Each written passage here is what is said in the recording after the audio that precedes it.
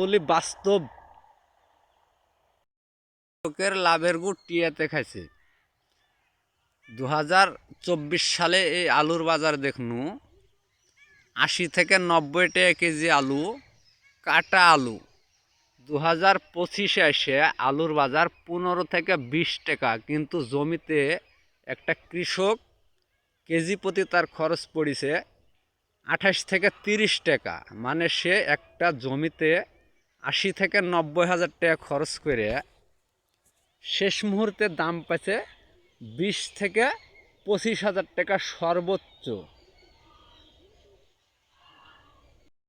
2025 এসে এই কৃষকই 24 যে আলুর হার ছিল লাগানোর, তা করতে 3 গুণ বাড়িছে। যাই রোপণ করেছিল এই বীজ 500 বিঘে, তাই আশাতে এবার করেছে 1200 বিঘে।